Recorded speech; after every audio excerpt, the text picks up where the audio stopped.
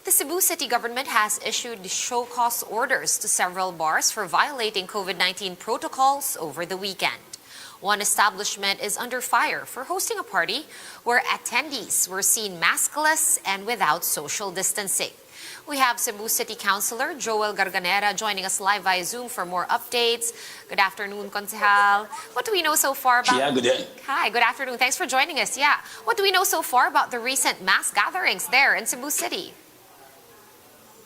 Yeah, sometime 4 weeks ago, we decided to open our bars. No? But prior to opening it, we have a series of seminars conducted by our Emergency Operations Center to the different bar operators, and then we require them to have a HIPCO.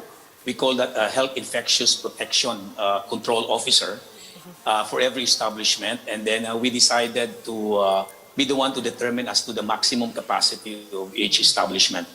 Well, in this particular case, it's an open bar. It's an outdoor. It's an outdoor establishment, and we give premium to outdoor establishment. But the fact is, when it rained, everyone just went to the shaded area, and that's where it happens. But more than anything else, the customers there are not really practicing protocol, the wearing of masks and compliant of the social distancing. So that's why we send a show cause order, and not only that, but around 9 of establishment over the weekend. All right, and what possible sanctions could be set against these establishments involved, and also on the guests if you're planning to do that? Have you decided on a course of action? Yeah, prior to opening, we have a series of dialogue between the bar operators and owners, because it's not just a one-way traffic.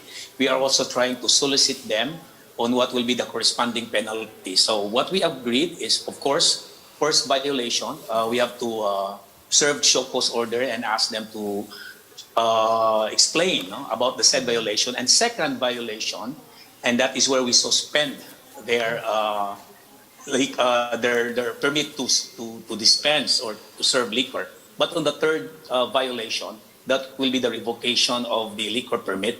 And the fourth will be the revocation of the business establishment.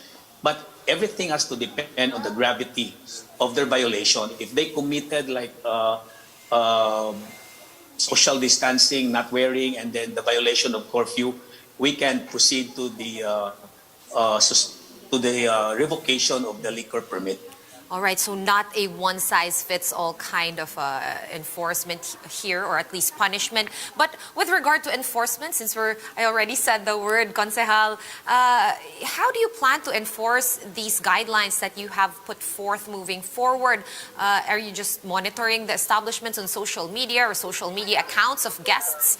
Or does someone go around and personally check on whether, COVID-19 protocols are being practiced?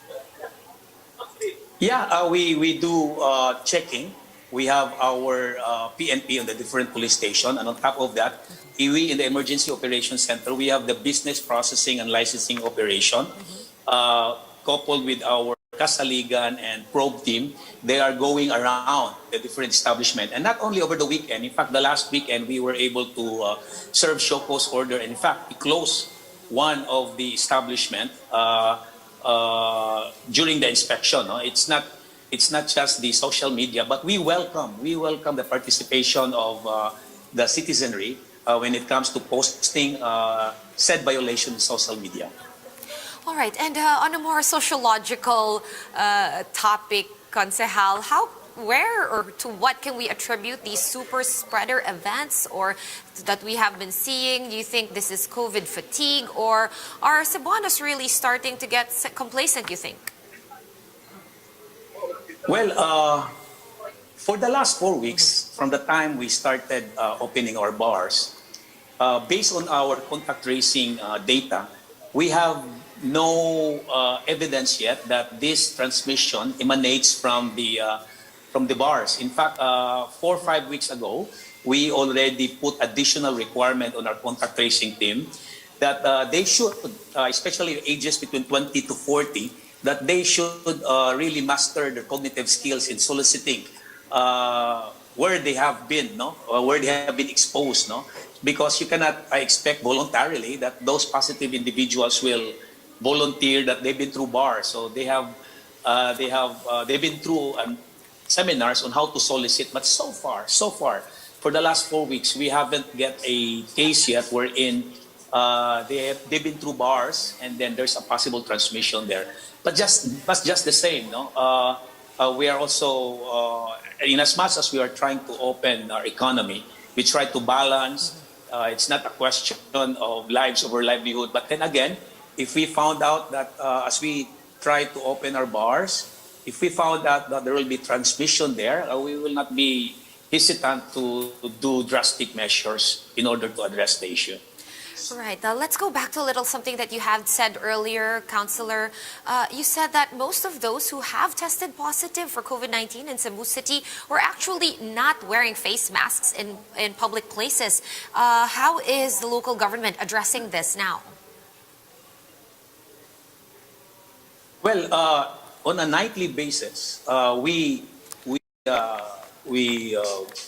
arrest. I mean, we have violators around between 80 to 100. But then again, to those who were tested positive, 70% of them says that they failed to wear masks with other people, in public. So that's also part of our contact tracing. And then really, yes, I will also to take this opportunity. Even if you are being inoculated already, it's not a substitute for not being compliant with the said protocol. The wearing masks is the basic of them all. All right. I like how Cebuanos are very, very transparent with answering those contact tracing forms. Now, I want to ask you, Councilor, on the vaccine rollout, how is it going there in Cebu City? There have been reports of vaccine hesitancy also there. It's also nationwide. Is this still an issue down there? Well, right now we are surpassing the 4% of our targeted individuals to be inoculated. Cebu City is targeting around 750,000 to be inoculated, but as of now, we surpassed the 40,000. And as you know, as we all know, and I think this is common to all LGUs, we are reliant on the availability of these vaccines. No, but so far we opened already 4 vaccination venue, and then we average around 1,000 of them per day. So there will be more vaccines arriving. We have around 6-7 venues ready to open. And then it's very hard to open all of them if we have very limited number of vaccines, because our overhead, that will be too expensive for us. And it will just base, Cebu City is very much ready to inoculate as much as 10 to 20,000, depend on the availability of vaccines. Right, so also supply issues hounding Cebu City, much like the rest of the country. Are you preparing now for the vaccination of the A4 priority group, or what we call our economic frontliners, or has that started? How's that going? Actually, Cebu City already started that. Aside from addressing the A1 and A2, we have the Project Balik Buhay. We already appropriated 10% of those vaccines that are arriving in Cebu City, appropriated for our workers, for our employees. So in tandem to the vaccination of the frontliners, the senior citizens, and those that has comorbidities, we are also vaccinating those from our workers. No, so right now it's open already. So I think the issue here is more on the availability, the supply, because we in Cebu City were more than ready to vaccinate. We have many vaccination venues, and then as insofar as those that were registering in our online registration, we have already around 200,000 of them. All right, very, very good to hear. Thank you for your time. We appreciate it. Stay safe down there. That was Cebu City Councilor Joel Garganera joining us over Zoom.